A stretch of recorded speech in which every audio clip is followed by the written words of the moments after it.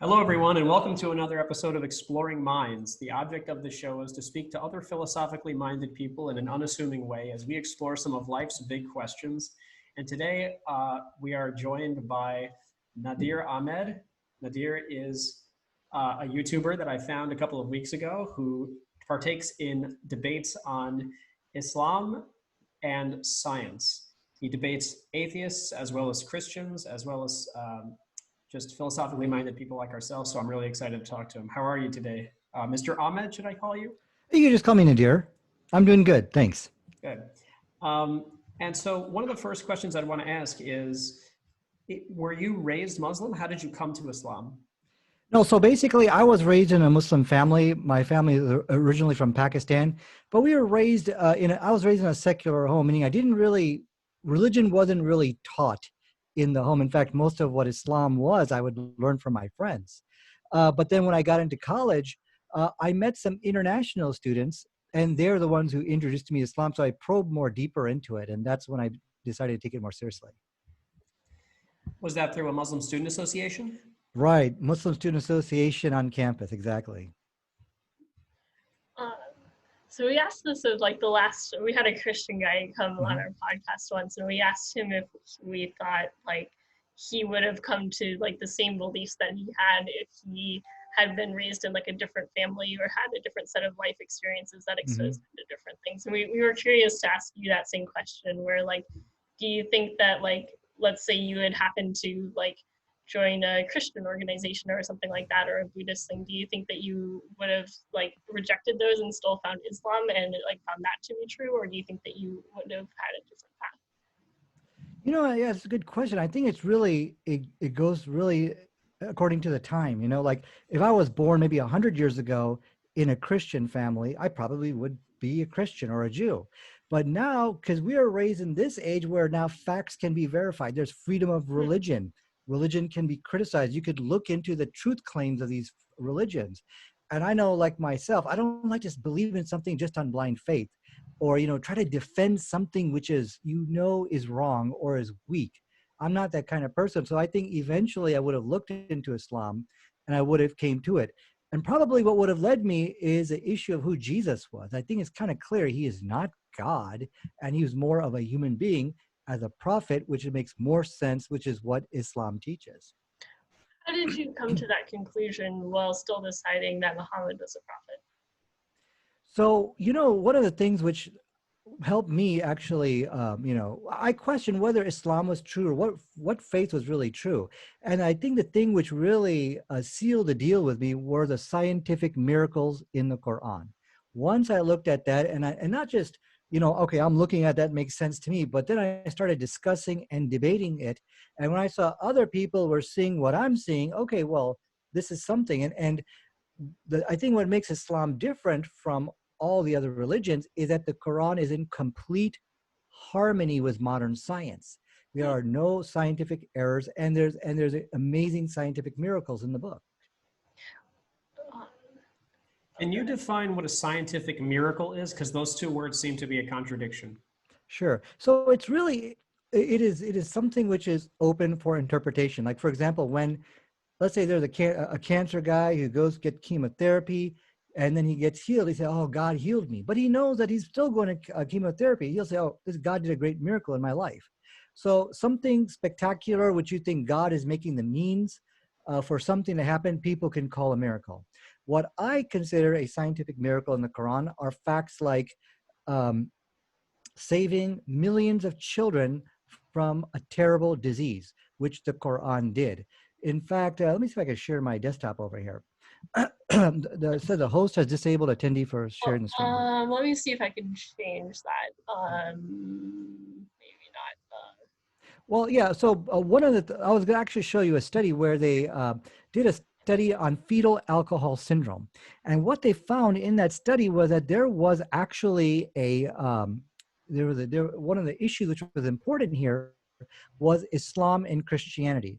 In that, because chapter 5, verse 90 condemns the drinking of alcohol, while the Bible actually allowed it, what they found were that Muslims, inside the Islamic world, the Muslims were 50 times less likely to have a fetal alcohol baby than the national average. So we're talking about millions and millions of children saved from this deadly disease. Now, why do I say this is sort of a miracle?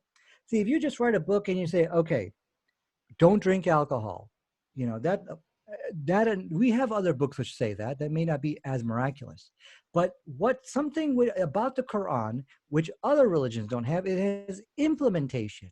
Somehow, some way, it was able to implement people from abstaining from alcohol in a free world like today. And the final study I would actually like to kind of share with you here is, so one of the studies, they decided we're not even going to study Muslim women because the rate of fetal alcohol syndrome was so dismally low amongst them that it's not even worth studying them. So that's 1/5 of the world population, which there's no point of even studying this. So these are some great compliments which science has given to the Quran.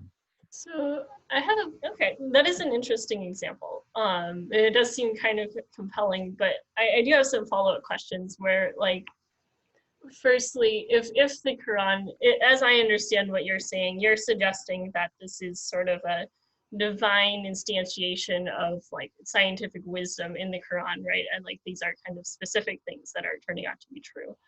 And as I understand it, there's like a kind of blanket ban on alcohol, right? Whereas it seems like if it was like a fetal alcohol syndrome thing, it would just kind of specifically say pregnant women shouldn't drink alcohol, right? Like, why make a blanket ban rather than a specific prediction if there truly is this divine wisdom that can make such a specific prediction? Yeah, so the misery doesn't end there when it comes, if it's just pregnant women. We now know today there's just some people who shouldn't have alcohol at all, like Eskimos, American Indians, Aborigines.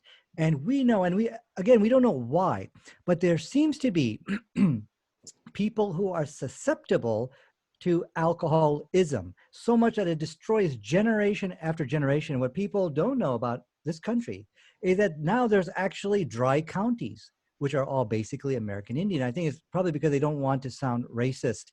So it's kind of on the down low, but there's actually in America now places where alcohol cannot be carried, it cannot be served, or you cannot have it even in possession, because they realize this is just the only way we can end or curb the tide of misery and suffering for these people. So it really comes down, you have two options here. Either you accept it as a miracle from God, because it has this miracles in the implementation. How did it convince people to do this, to abstain? Or your other option is, this is a spectacular coincidence, meaning maybe he was just writing the Quran, he saw something bad happen. Forget it. Alcohol is banned. And so inadvertently, accidentally, he saved millions of children from this deadly disease, or a crippling disease. I don't know if it's fair to say that those are, I feel like there's something kind of in between there where, like, instead of what would it be? Randomly banning alcohol, I feel like most people, like including myself, kind of like observed that there's problems that come up with alcohol, and that some, it can have a harmful effect on the society. And you think of like temperance movements, for instance, where there was like an emerging alcohol like problem in like the late 1800s, and then like the temperance movements kind of started up to like kind of like resist that and say that, hey, this isn't making our society better. And I feel like you don't really, even with fetal alcohol syndrome, like people had kind of observed like mothers who drink a lot have babies that don't turn out as well as mothers who don't.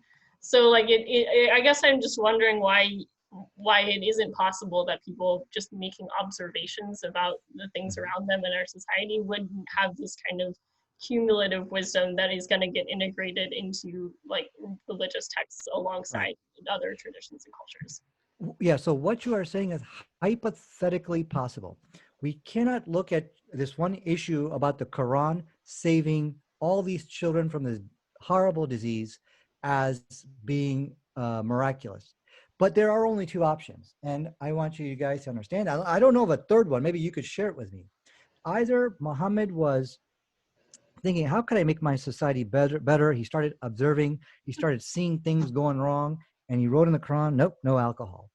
So this is one option, and therefore the fact that he saved all these children from fetal alcohol syndrome, and of course, there are no reservations of drunkards in the Islamic world, and the fact that he did all this good is a spectacular coincidence. Meaning, if Muhammad came in today's time and looked at that, he would be saying, "Whoa, man, look what I did, man! I just saw something. They were drinking alcohol. I said, forget it. You ain't doing it no more. I saved millions of children from fetal alcohol. Man, can you believe I did that?" So this is something which is accidental. Again, hypothetically, it's possible.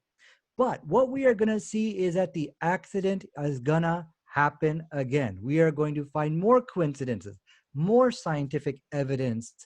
And what it's going to come down to, we're going to see, wait a second, this can't all be a coincidence. So I'm very proud with myself that I remember the chapter and verse of this, because you asked what a third way was. And in the Bible, in Ephesians chapter 5, verse 18 says, "And be not drunk with wine wherein is excess, but be filled with the Spirit." So could a third way just be to not take this in excess? No, because science today tells us that a woman shouldn't have any alcohol at all. There is no safe limit of it. And when a person knows that she's pregnant, it could be when she misses her first period. You could be 1 month in that pregnancy and you're drinking alcohol.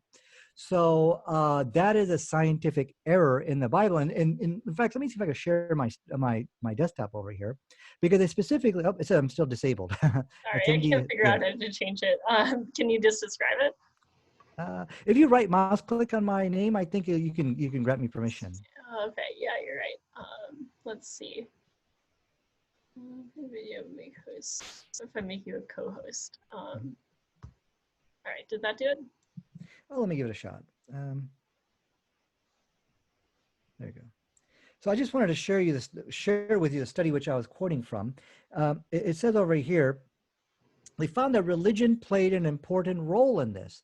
Why? Because the Bible does allow social drinking. Jesus turned water to wine, meaning you can have a beer after work. You can go to the bars and, well, just don't be drunk.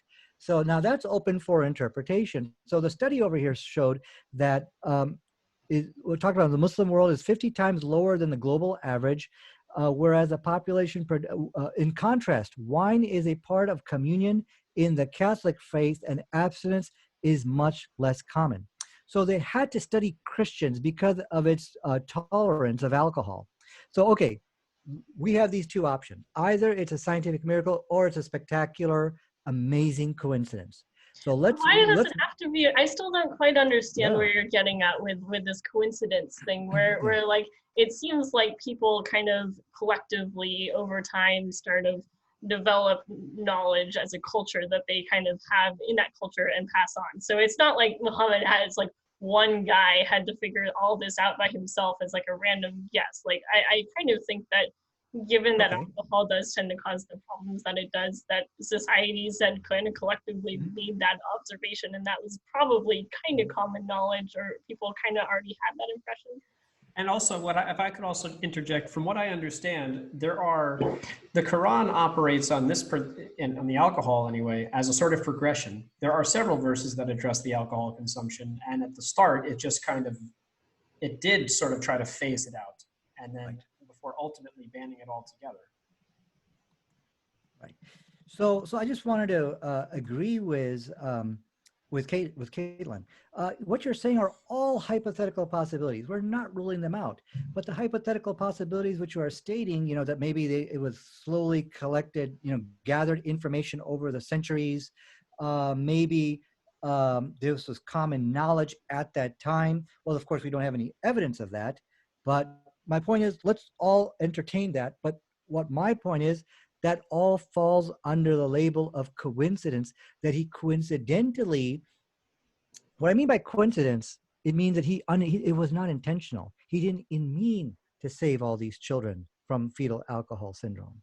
So that's why I'm using the word, we're saying the same thing. I'm agreeing with you. These are all hypothetical possibilities. But what my point is, what we call a coincidence, meaning it was an unintended, accidental occurrence. And you didn't mean for all this wonderful things to happen. So, okay, let's leave that aside. Maybe that was just a coincidence. Maybe what you're saying, Caitlin, is true. Maybe these things could have happened. But let's move on to the next scientific fact of the Quran. I'm sorry, could I say one more thing about it? Yes. So obviously, having spoken to you now, I know that you're going to take disagreement with this, but I looked into this a little bit Sure. into the main, what are they called, madhabs? Madhabs, yes. And my Arabic pronunciation is not good. But the different Islamic legal schools, and it seems that not all of them agree with you on this principle that it was an outright ban. Oh no, I agree with you. It slowly, gradually came into No, but I'm saying that there are certain Islamic schools that think that it only applies to either drunkenness or only applies to a certain type of alcohol, as in that which is fermented from either grapes or date palms. No, I believe all form of the madhahib are actually the whole entire world, including the Shia, the Sunni. They're all in unanimous agreement that alcohol is completely prohibited. Okay, well, my knowledge of that ends there. So you can go on to the next scientific claim, if you like. Sure. So the next one, so we also know from the Quran what historians say about the Quran. After the death of Muhammad, we see that this was the beginning and the start of what is known as the golden age of Islam.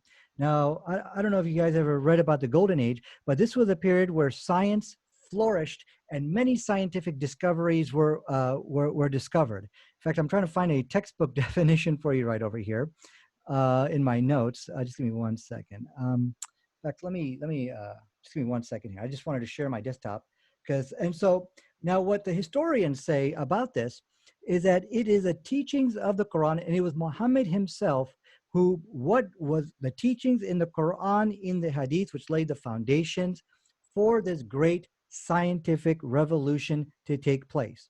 So now we find another spectacular coincidence emanating from the Quran. Now, again, this could be a coincidence. Maybe the fact that the Quran placed so much emphasis on seeking knowledge. Again, inadvertently, accidentally, this scientific revolution happened. So now we got two coincidences. But again, kind of like for me, it would be really compelling if it was like something really like specific and not obvious. But to me, like as a human society, just pursuing knowledge and science is smart. Like that is clearly what is kind of working and allowing us to make our lives better. And that's something that's kind of readily observable, just to the average person. Well, how do you do that? How do you trigger a scientific revolution from writing a holy book? I mean, like, I'm just commenting that, like, there have been other, like, people can value science and knowledge, and cultures have done that without needing a religion. Right. So the thing is, the historians point out that this was actually, the teachings of the Quran is what motivated and sparked this scientific revolution. So now we have, wouldn't you agree, now we have another unintended, accidental, positive consequence coming from the Quran? Perhaps. However, I would say that that golden age of Islam came to an abrupt halt with, I believe, a man named Al-Ghazali, if I'm not mistaken, who more or less prohibited this scientific inquiry. And I mean, he believed that he had a divine inspiration to give that command, right? So could you say that the Quran indirectly halted all of this innovation as well? No, that was not the fault of the Quran. Now, hundreds and hundreds of years have passed by. I don't know if it was Ghazali who did that, but as you can see, the whole Islamic world fell in decline. Now they are they're the exact antithesis of what I just described for you, pretty much. So, but you cannot blame that on the Quran, because now things are taking on their own interpretation, and things are evolving, and things evolved in a bad place, and nobody can stay on top forever, is the way I look at it. So I don't think you can pin that on the Quran. So wait, are you saying that people are interpreting it incorrectly and that's what's causing these problems, or them to no longer be this kind of like scientific leaders in the world anymore? I believe so. For example, look inside Afghanistan. They don't even let girls go to school. The Taliban I'm speaking of. So now you look at the rest of the Islamic world, we see that as crazy. I send my kids to a private school. Don't ask how much I pay for that, by the way. So you could see the stark contrast over here. So this is clearly an example of people misinterpreting the Quran I'm or sorry. misinterpreting Islam. Yes. You don't have to you don't have to answer if you don't like. But saying that you send your children to a private school, are you saying that you currently reside in a Muslim majority country? No, I'm in Jacksonville, Florida. Oh, okay. Yeah. Well, But and they actually go to an Islamic school, by the way, but it's like K through 11 or K through 12. So it's high school and it's like it's almost like a Catholic high school. You know, it's an Islamic type of school like that. So Yeah. how is it though that, like, I'm going to push back a little bit on this, like giving credit to the Quran for this like scientific revolution, but not blaming it for any like regression or like ending of that. Like, I just don't know if that's fair. I mean, like if it's really such a compelling book that there's like this divine inspiration that's causing this like massive revolution, it just seems sort of surprising to me that like powerful of anything would be able to be undermined by like the follies of human misinterpretation. Well, first of all, when I say that we credit the Quran for the scientific revolution, that's just not me who's saying that. That's actually the historians who say that. So I'm only quoting from the historians. But now when, you cannot blame the Quran for something which it doesn't teach. There's nowhere in the Quran, I'll just take the Taliban, for example, that teaches do not send your girls to school. That's not in there. So how can we blame the Quran for something which it doesn't teach? And especially when you see the rest of the Islamic world saying, well, what are you talking about? So the follies which are taking place in the Islamic world, at least I have not seen any evidence in which we can pin it back to the Quran. so I would just push a little further. You say that, so how does exactly the Quran encourage there to be something like a scientific revolution?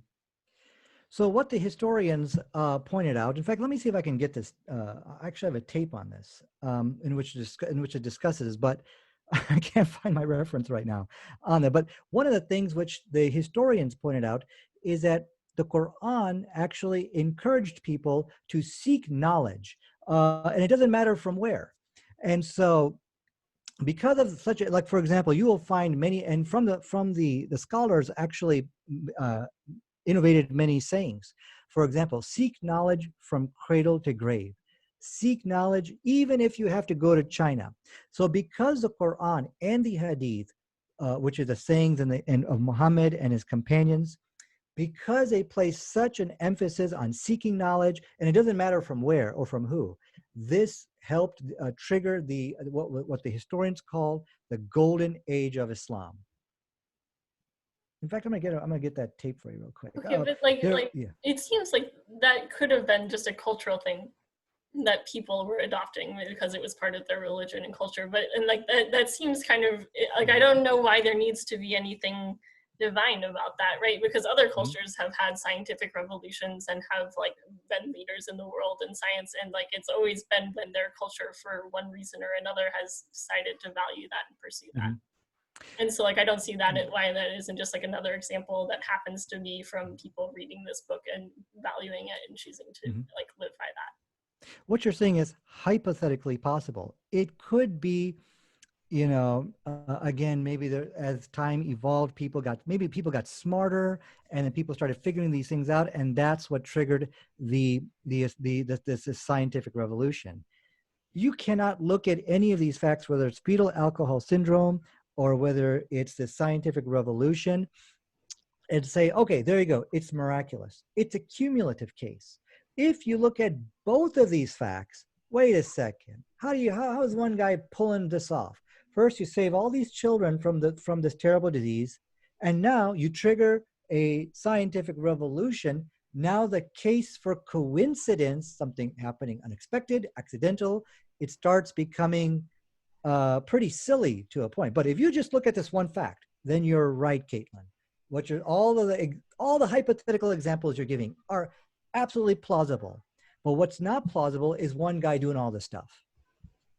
Right, because my sense that's tingling right now is the number of Jews, for example, who have won Nobel Prizes, and Jews that are responsible for all sorts of scientific discoveries. And I would say that that could definitely be attributed to the Talmudic emphasis on education, which could be a cultural thing. But I don't know that that makes the Bible or the Talmud divinely inspired. Well, I'm only going with what the historians have said, and they have credited the Quran and the teaching of the Hadith for the scientific revolution. I don't know if what you're saying could hypothetically be true. It's a hypothetical possibility, but I don't know if anyone has ever credited the the Talmud for that. In fact, I'm right now trying to get I got this little history video, which I just wanted to play for you, but it's on my phone. So I'm right now sending it to my desktop here. But go ahead, please. If I may. Yeah, go ahead. Okay, so I think I know what your perspective on this is going to be, but what you're talking a lot about what you call a scientific miracle, but how do you feel about literal miracles? Does that discount your belief in Islam? No, in fact, Muhammad himself did many miracles as well. So, like, how do you choose to believe that those miracles happened or come to that conclusion? Because I remember you saying at the beginning that you're very interested in like the evidence and like the science, and someone who's also oriented that way, I appreciate that. But then like miracles, like if someone's claiming these just crazy, healings and things like that, it just seems like, as a scientist, that makes me pretty suspicious usually. Well, of course, we're probably talking. I don't know if you're as old as me, you probably remember the 80s. The 80s. We saw a lot of stuff on TV, and one of the things we saw were these preachers who were basically laying their hands on people's foreheads, and they were falling back. People walking out of wheelchairs, and the televangelists, and they're raking in the bucks, pulling off these stunts. So you're right. There is a lot of fraud. There is a lot of you could say doubt about this. We cannot prove that the miracles which Jesus did or Muhammad did really happened. But what we have right now is the Quran. The Quran are scientific miracles we can see in there, which we can verify. We can verify FAS, fetal alcohol syndrome. We can verify, oh, wow, the Quran did something great here by triggering a scientific revolution. And there's more which we can actually look in the Quran.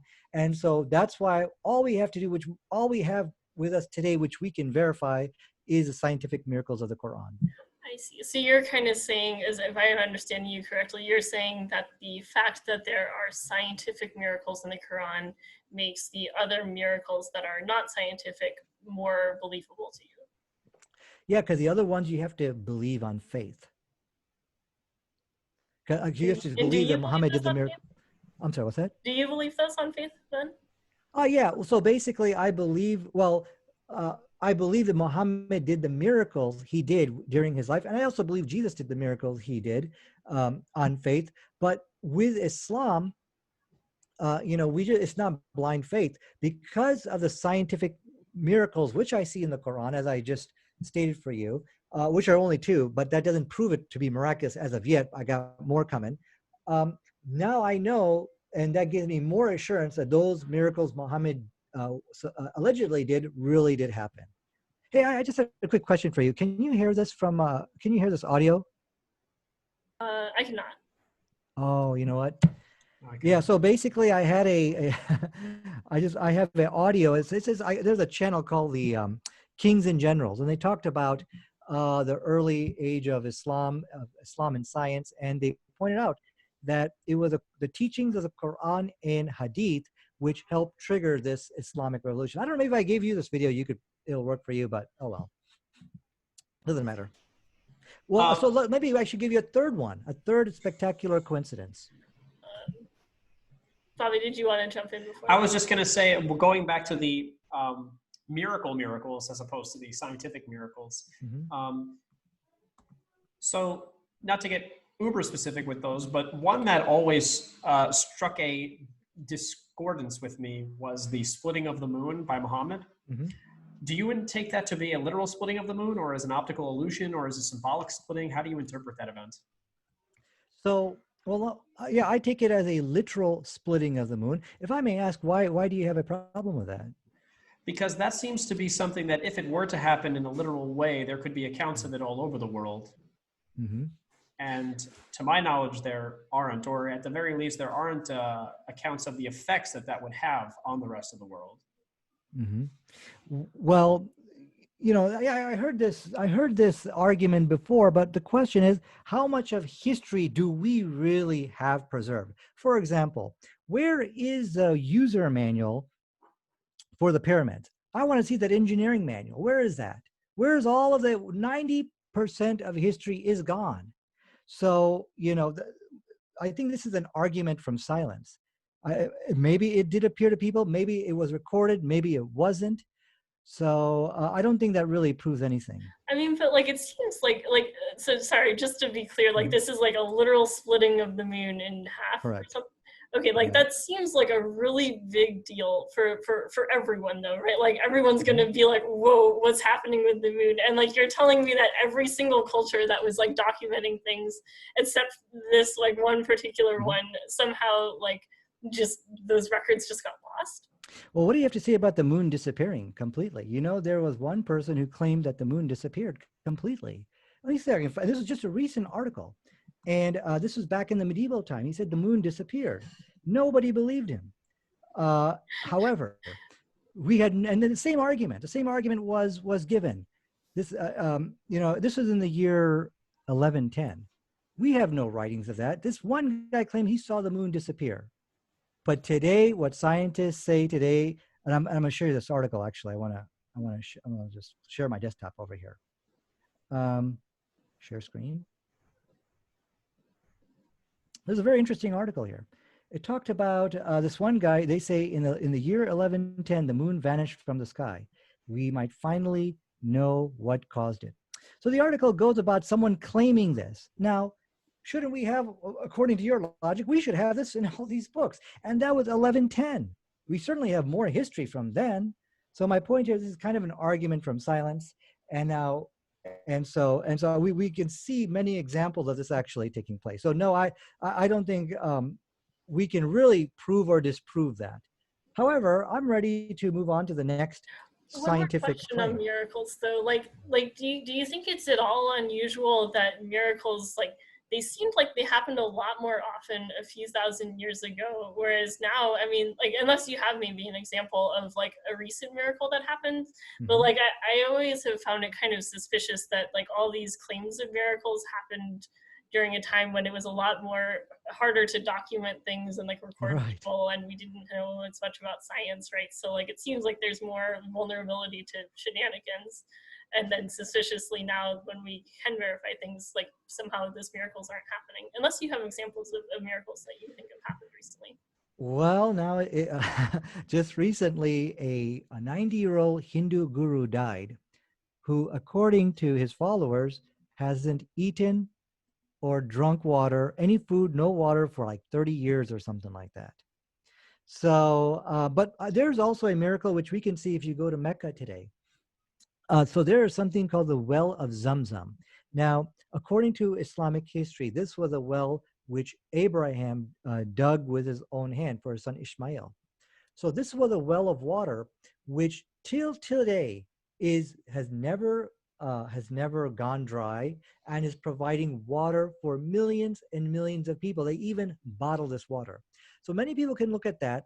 Many people can see that, wow, this is an amazing miracle that a well for 1,400 years, or at least actually more than that, for well over 1,400 years, has been giving water to the pilgrims in Mecca, and it has never ran dry. So much so that it's giving it to the millions. I could probably go in America and buy some Zamzam water straight from Mecca. So many people can see that as a miracle.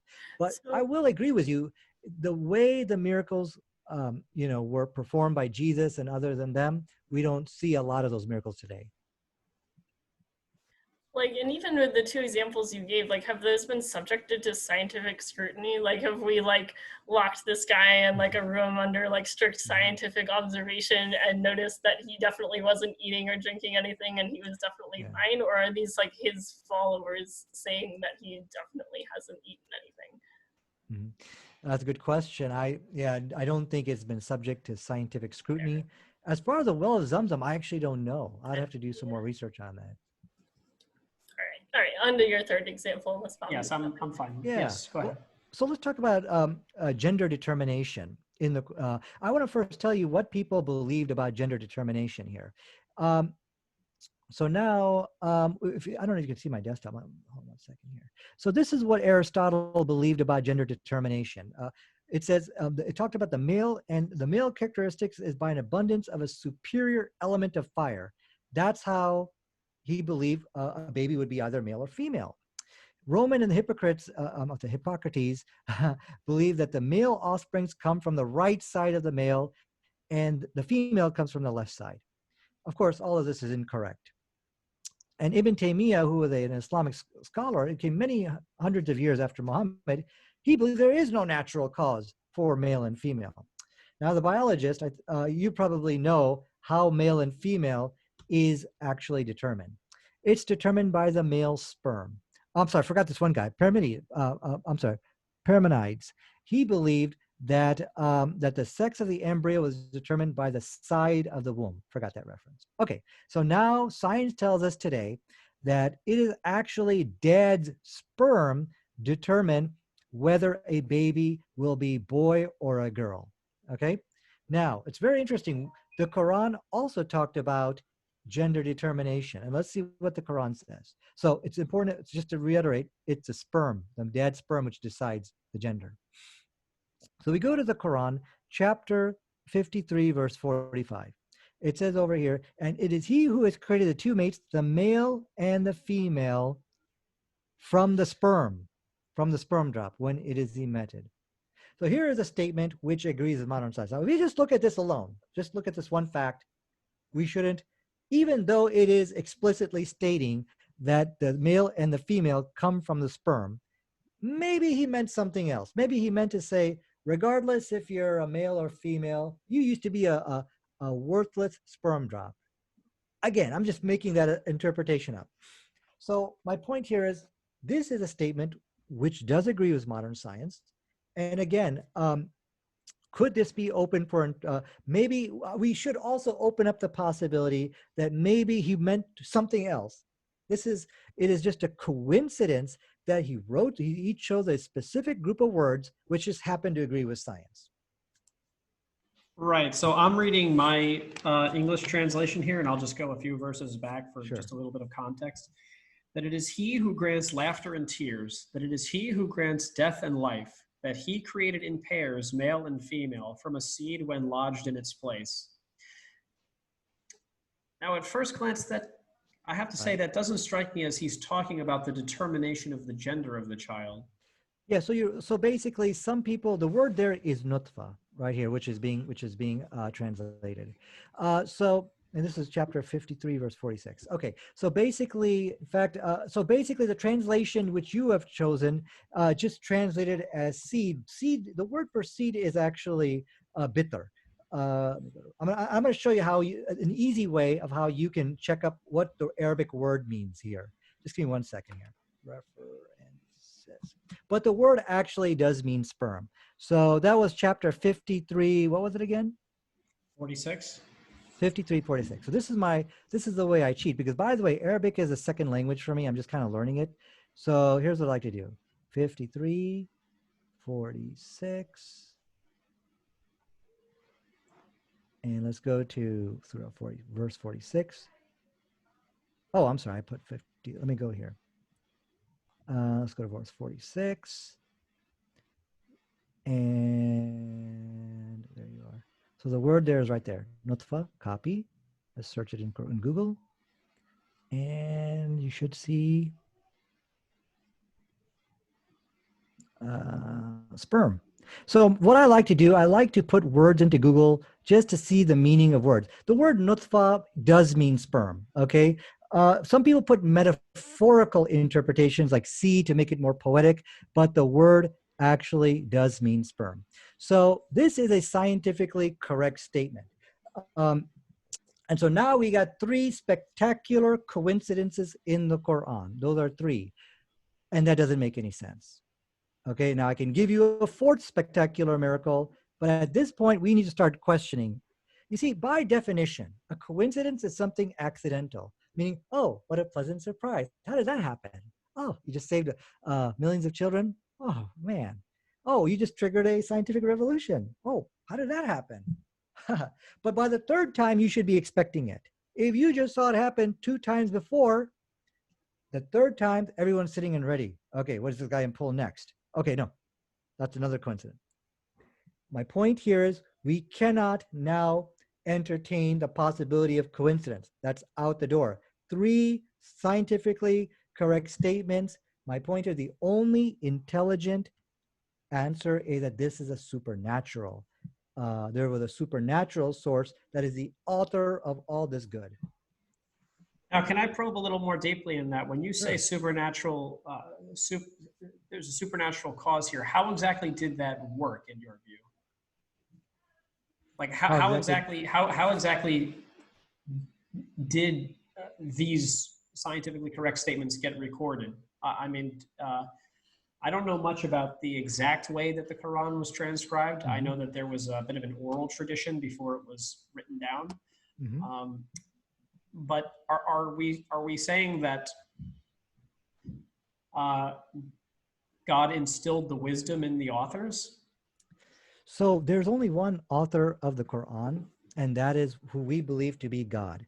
Now, God revealed the revelations of the Quran in piecemeal over a period of 23 years through the angel Gabriel as a medium to Prophet Muhammad, who we believe is a prophet. So this is a direct revelation, and we actually consider the Quran to be the word, the very kalam, the very word of God himself.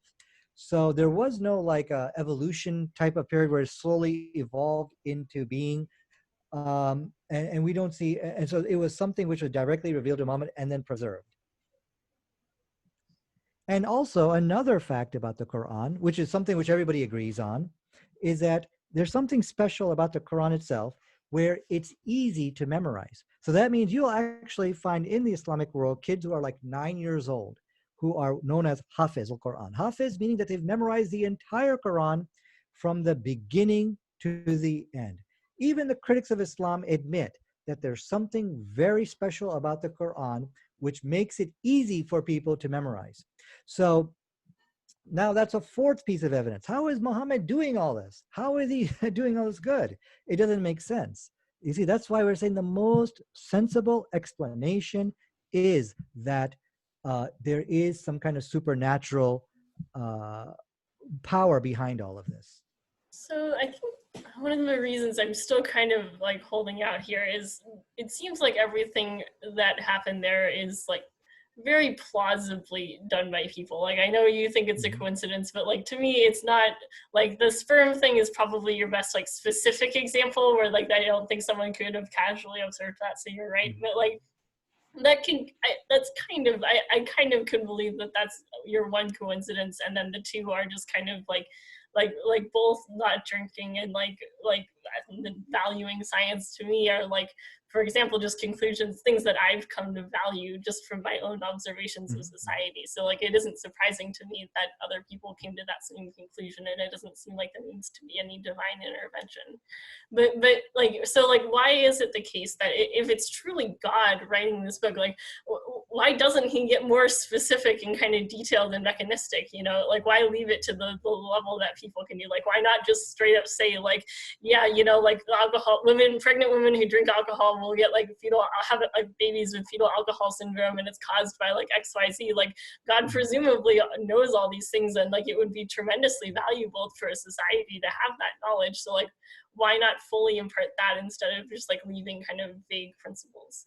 Yeah, so as I was mentioning, the evils and woes of alcohol just doesn't rest with fetal alcohol syndrome, the American Indians, and okay, yeah. But like God could like spell all that out too. That like there's this thing called alcoholism, and there's these things called genes that make people acceptable to that. Yeah. Like it would be super helpful to like just give that to society 2,000 years ago and allow them to like make the technological progress, like especially in medicine, that we've been able to make that has improved the lives of so many people. Like why not give it to them then?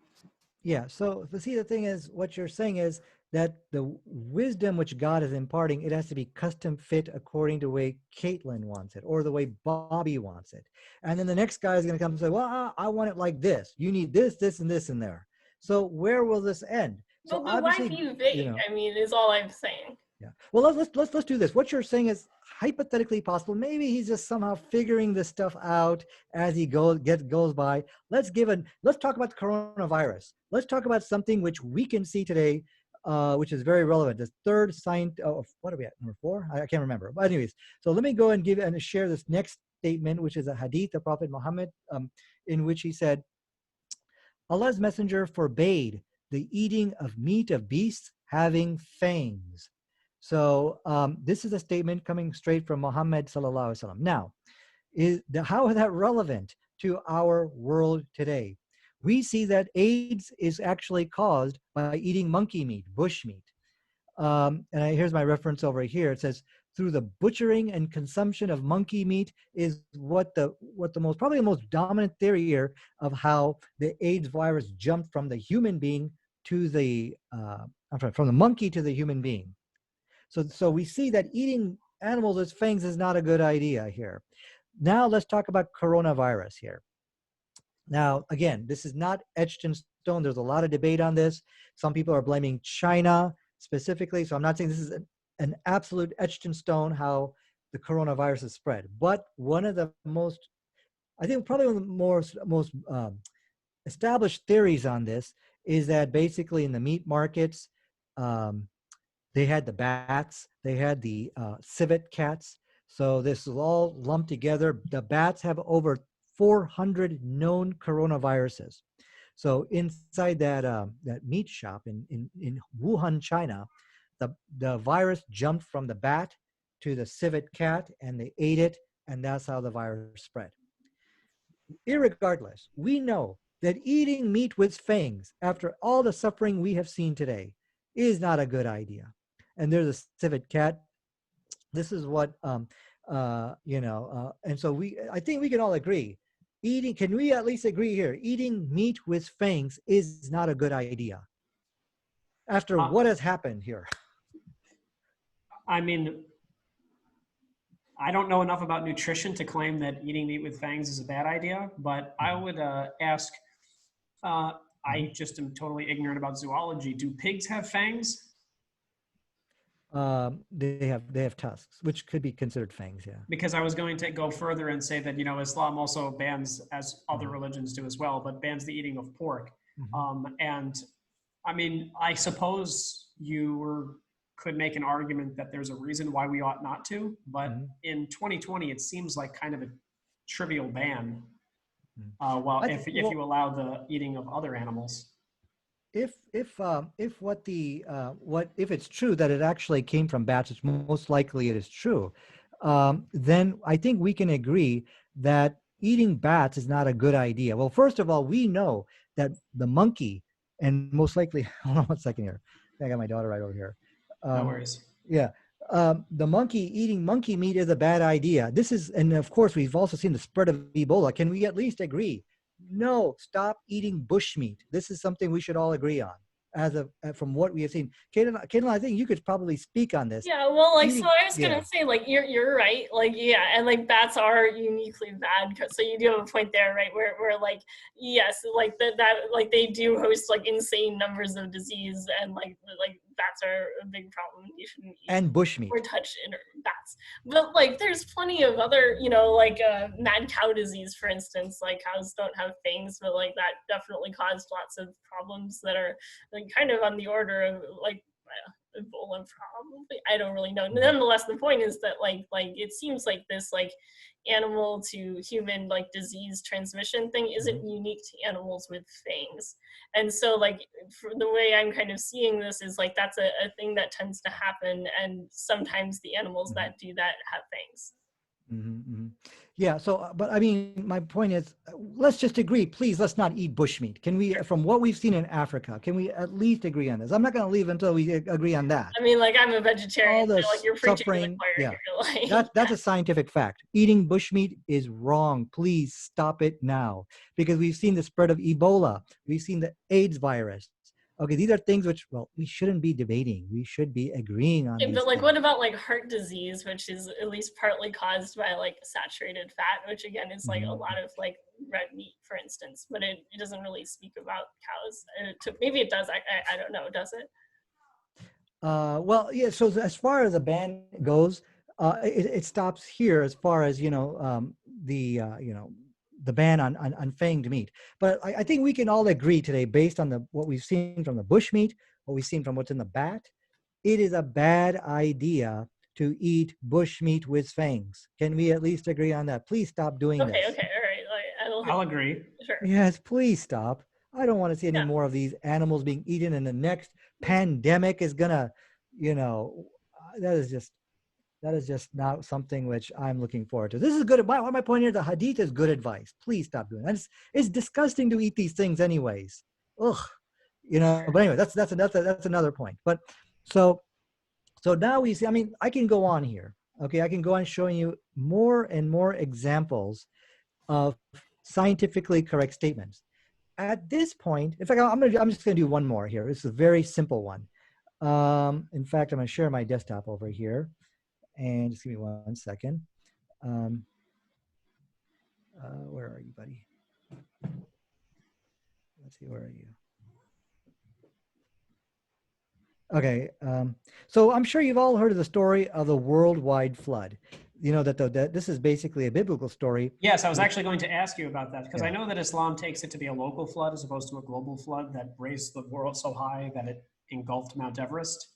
Well, I wouldn't go that far, but I'll just read to you what the Quran says, chapter 25, verse 37 over here. It says, now when it talked about the flood, notice the change over here. And the people of Noah, when they denied the messengers, we drowned them, and we made them for mankind a sign. Now, what's very interesting over here, it corrected what is a biblical story. The Bible story is about a worldwide flood, but the Quran has a local flood. Yeah, that's So what here, I meant. yeah. So here we see this was a clear and deliberate alteration to a famous biblical account of the Noah's flood. So now we have what, number five scientifically correct statements, which we have seen today. And this is not humanly possible to be doing all of this stuff. That is why, and I've only scratched the surface. We have more to share with you. But my point here is, if you're still nodding your heads and saying, you're pulling that stunt off somehow, some way, then there's no way you can remove that kind of doubt. But if But you are, yeah. do you acknowledge that there are a lot of cultures that talk about that flood? Yes. Epics of Gilgamesh, I believe, is one. And Right. so So this, I was yeah. so where I was going with that was, I mean, that was a very significant geological event, Mm-hmm. a very large flood that a lot of different cultures that were living in that area at that time acknowledge. Mm-hmm. But then when we go back to something that's also equally incredible, for example, the moon being split in half, we don't read accounts of it elsewhere. Mm-hmm. Well, we don't read accounts of the moon disappearing, but yet this one guy claimed it did happen. So I forgot what your Epics of Gilgamesh. Yes, you are right that we read about Epics of Gilgamesh, and some people say, well, maybe this was borrowed from the Epic of Gilgamesh, and they'll say this is the problem with the Bible. However, let me share this one verse with you over here. I'm going to share my screen here because it explains why we see this here. It says, to every nation were given messengers. This is what the Quran teaches. Inside chapter 16, verse 13 of Quran, it says, we believe, it said every nations were sent messengers. But not only that, but they were given many ceremonies. So this means Chinese people, whoever, whatever it be, all people on earth were given prophets. So the prophethood didn't start or end with Abraham, but prophethood extends thousands of years back. So a lot of the truth which the prophets shared with the world, which are brought to the world, has been preserved in many of these texts. So that does not refute Islam in any way, but it might do Christianity. So I am curious though, like as a scientist, even when I have like lots of confirming evidence that I feel like makes me really confident about a hypothesis, Mhm. I always make sure to kind of keep in mind like what sort of things I could observe that would make me change my mind. Mhm. And so I'm wondering what it would look like for like the Quran to make some kind of claim that would just be flatly wrong, and you couldn't kind of like rationalize it as like a symbolism or a miracle or anything like that, and you would just have to acknowledge that it was just dead wrong. So like, what would that look like to you, and what would that mean for your beliefs? Like there could be, the Quran could say something which is scientifically inaccurate, like what we saw in sex determination, that it comes from the right side of the male, or the gender is determined by the heat of the man, something like that. Therefore, you would just have to there's no way you can interpret it any other way. Therefore, you would have to accept it to be wrong. Is that what you're I mean, saying? those things I feel like you could kind of make them sort of symbolic. Mm-hmm. So, one of my most, you could say, interesting topics I like to discuss, and this is what a focus of a lot of debates and discussion is: does the Quran contradict science? Does the Quran contradict anything with modern science? So that's a very interesting debate, and we've had discussions and debate after debate on this topic. And I'll share some of those with you. And from what we have seen from these debates, like for example, I'm just going to share you and give you an example of a scientific contradiction. In the Bible, it says the mustard seed is the smallest seed you plant in the ground. Yes, I saw that you did that with Kent Hovind. His response to that was that the translation was not smallest, it was least, and Right. least was interpreted as in importance or something like that. Yeah. Yeah. So, but he did say, okay, those other Bibles, because he's a King James only guy. He said those other Bibles, oh, they're wrong. So yeah, you need to bring that up with them. But then he said, but when we actually did look inside I didn't have the Greek with me at that time for the King James. When we did look in there, it's the same exact word, which is micros, which is inside those other translations which he did condemn. It's the same one in the King James. So he got away, but oh well. But what's very interesting is the Quran also uses the mustard seed example. But guess what's missing? The part about it being the smallest seed. So here we see yet another second scientific correction to the Bible. But anyways, my point is this. Going back to the discussions and debates, one of the reasons I'm actually on this show is because we had many of these discussions and debates, and in many of them, the opponent actually conceded to the fact that there are no explicit scientific errors in the Quran. I'll send you some of those actually when I get off with you. In fact, I could probably show you right now on my YouTube page. But the rest of them, where are they today? All of them have ran away. People like Apostate Prophet. I don't know if you ever heard of him. Yes, I saw part of the Yeah. video you did with him as well. Yeah. So what's interesting here is, as of right now, which is May 28th, I cannot find a critic or a skeptic, whether he be atheist or whatever, who is willing to even just have a nice talk with me on whether the Quran contradicts science. So at this point, I can confidently say that the fact that the Quran is in complete harmony with science is unchallengeable fact. I can't find anybody to challenge me on that as of right now. Now, what's happening is people are coming out of the woodworks. The butcher, the baker, the candlestick maker, people from the rickshaw in India to the clerk at Publix in the grocery store. They're the ones coming forward. They know, Nadir, okay, I'll debate you. If the so-called skeptics and critics are running away, I'll debate you. So that's where we are right now. So this is yet another evidence proving to you that the Quran is in complete harmony with science, the fact that they are all running scared from just talking with me about it. So And I'd like for you to contact them. Would you contact them for me on my behalf? And let's have a debate right here. Sure, I'll get in touch with oh gosh, I wish I could mention some names, but I don't. I'll get in touch with Salman Rushdie and see if he'll come on. Well, I wouldn't ask for Salman Rushdie because he's not an expert in the subject. But there are other people like Apostate Prophet and other people who have made a name for themselves on this issue. Why are they hiding in their rat holes like Saddam Hussein? They should come forward and discuss this. But he took a beating in that debate, and that's what's happened. They're all taking a beating in these debates, and like, oh man, I'm not going to go for it.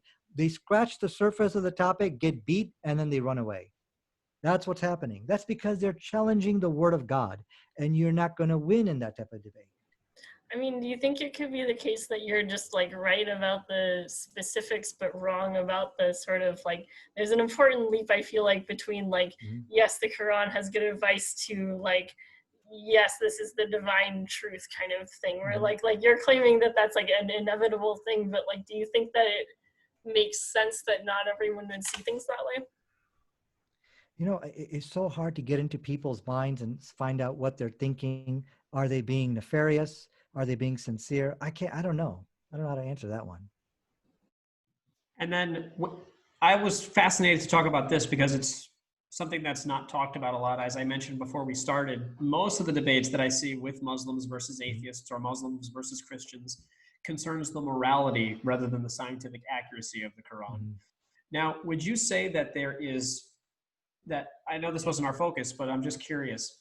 You think that the Quran is in total harmony with modern science? Do you believe that the Quran contains a perfect moral account as well as how you ought to behave in life? Yes, absolutely. Okay.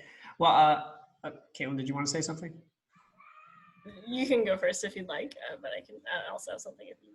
I mean, it's just it's a whole can of worms. I didn't want to go on it too much. So I was just curious to know if you felt that.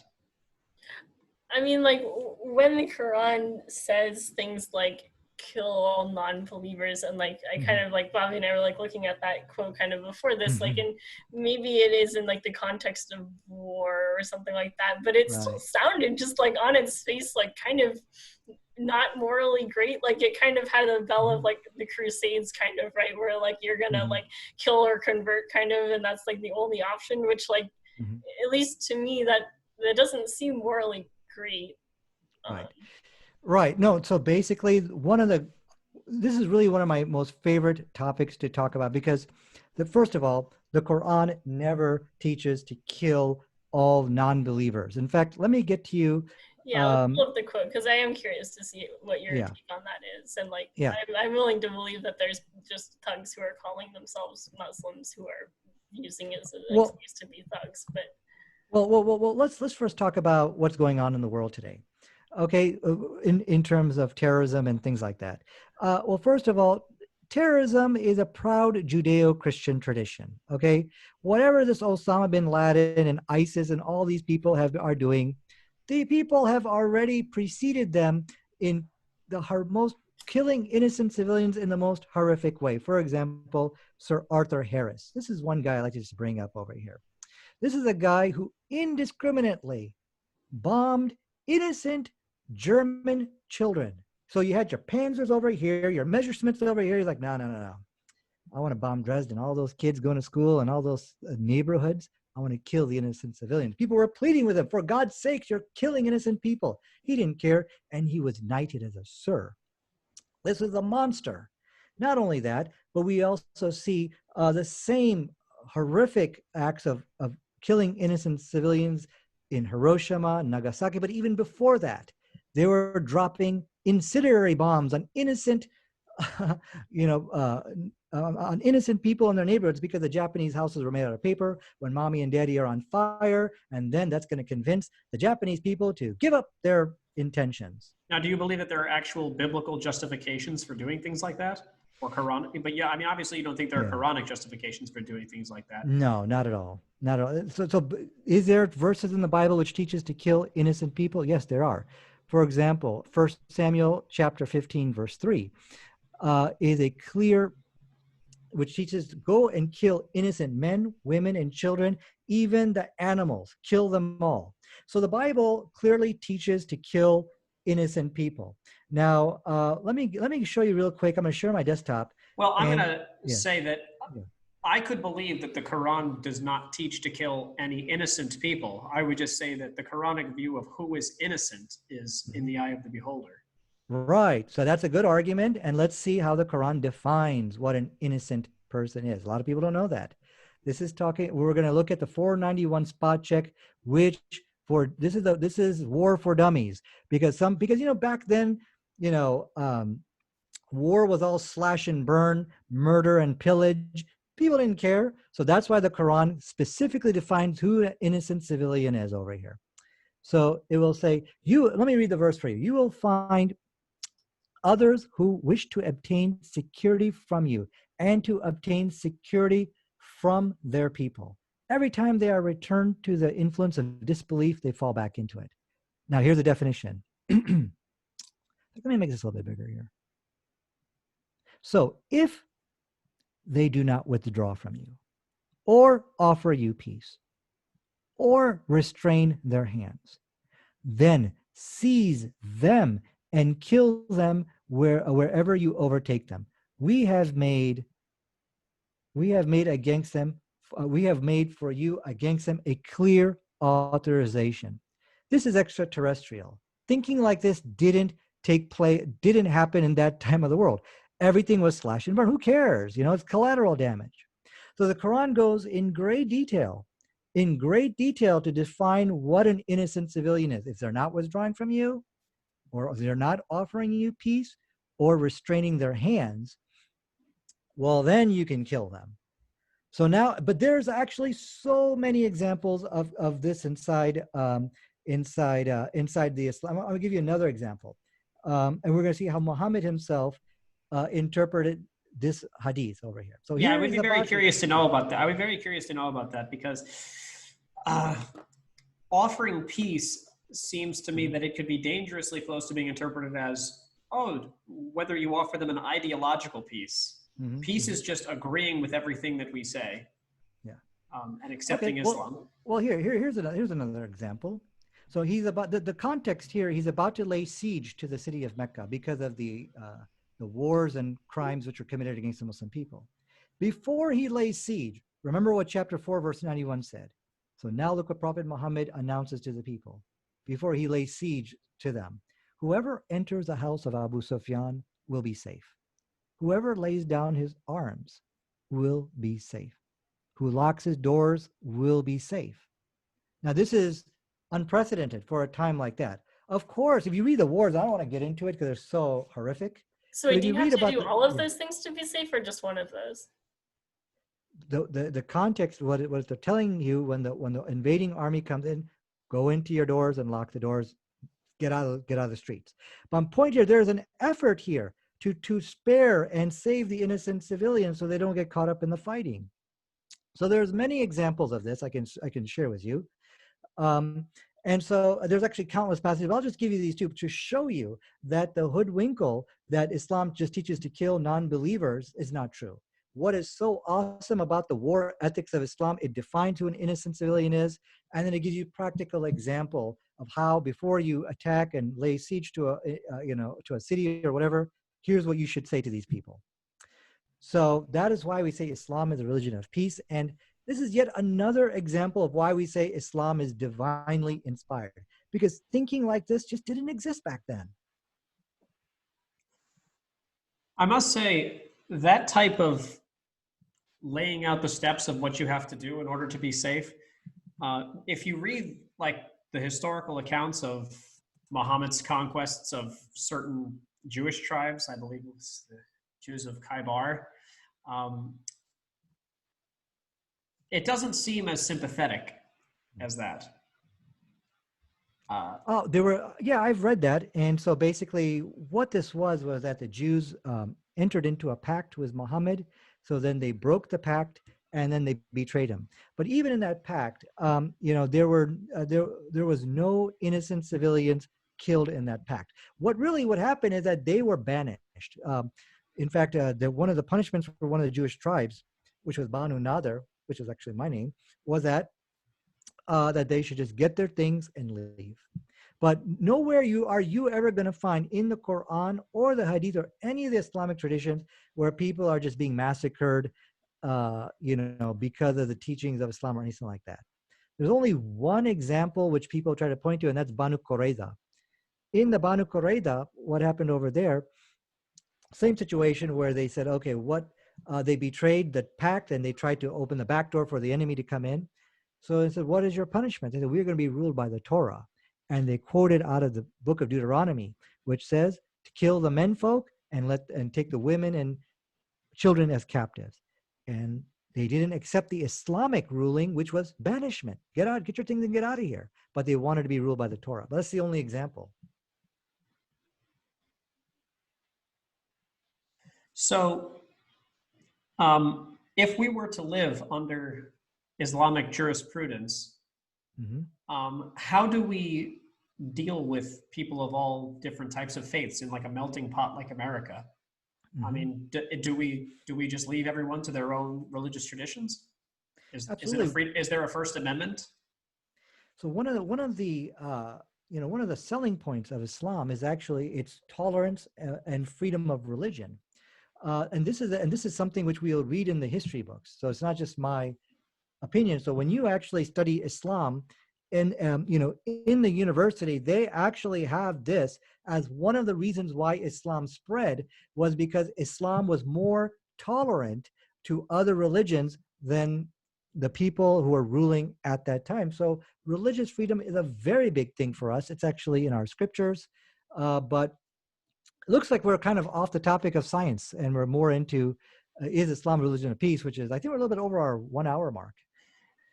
Yeah, we went over a little bit. I mean, I like talking about this, so it's intriguing to me. I didn't notice. Well, definitely we can do it again. We can do it again. And one of the things that I like doing, I like to bring some of those critics and some of those people who attack Islam and we could do it right here on the show. And anything and everything which I've given to you here today, I'm ready to discuss, debate, and defend it in front of those people. But I don't think they're ever going to do that in front of me. Like I said, I can't find anybody now.